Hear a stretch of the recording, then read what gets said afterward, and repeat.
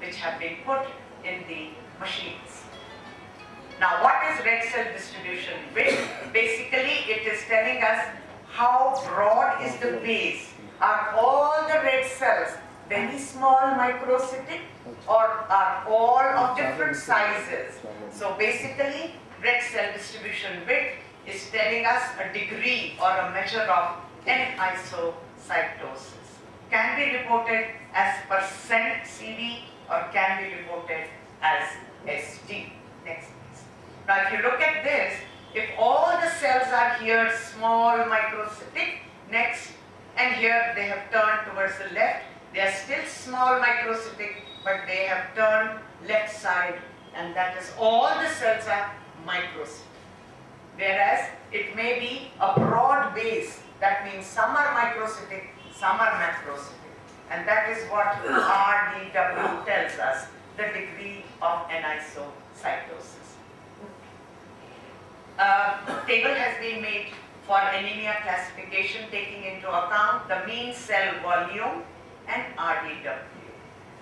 Just pay a little attention. Normal RDW means there is no anisocytosis in that particular sample, and all the cells are normocytic, normochromic. These can be the conditions. If there is a raised RDW, that means lot of anisocytosis, and yet the MCV is normocytic, normochromic, you are looking at this group of disorders. On the other side, if you see low MCV microcytic cells, and all of them are microcytic, no anisocytosis, you are likely to be looking at a case of beta-thal heterozygous. Whereas iron deficiency and homozygous thalassemias major show you a raised RDW.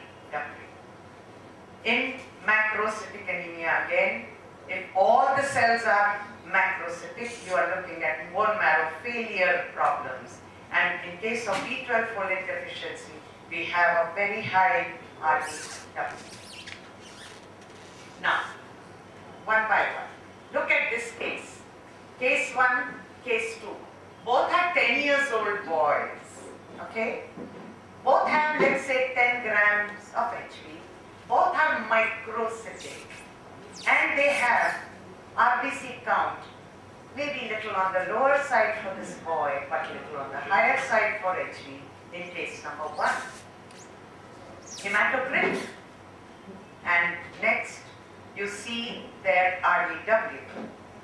RDW normal in a case anemia, microcytosis, high RBC count, and no RDW high is more likely to be in case of thalassemia traits. Next please. Yeah. And on this other side, this boy has a high RDW, likely to be iron deficient. So you are supposed to look at your data carefully, because we are trying to remove the smear. Poor little smear. I am very fond of smear reporting. I cannot do without my smear reporting, but I am sure in many big hospitals and in places where the sample load is more than 400, 500 per day, they have to depend on these counters. They can't see all the slides themselves. And that's where these data help you, and then you can advise what is to be done. For a case like this, I would straight away ask for TAG test. That means HB electrophoresis and HbA2 estimation. For a case like this, I would first like to do the serum ferritin and show that the ferritin is low. Next please. Coming to this histogram now. I am coming to the data, how to interpret these findings which I have been discussing just now in the light of the histograms generated by the machines. Look at the WBC histogram. As I showed you, the smaller cells are lymphocytes with mid-population and neutrophils on the right side. The RBC histogram shows that most of the cells are in single peak and they are all normocytic, normochromic. The MCV is normal, little on the higher side because of certain other cells here. Platelet histogram is single, nice peak from 2 to 20 capital letters. That is a normal histogram with few macrocytes. You can see that the MCD is little on the higher side. Next please. A normal again, same. You can see that it varies from 50 to 150. The RBC histogram. Next please.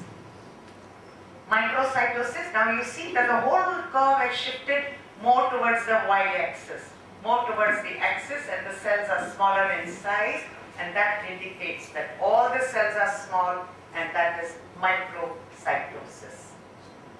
Look at this histogram. It shows lymphocytes are there, but there is a fair number of mid-population. That means monocytes or eosinophils are there. Look at the RBC histogram. It's almost touching the base on the y-axis and is not starting at the baseline. What does that mean? That there are many cells which are even smaller than what the machine can measure, and that is why it has gone up on the y-axis.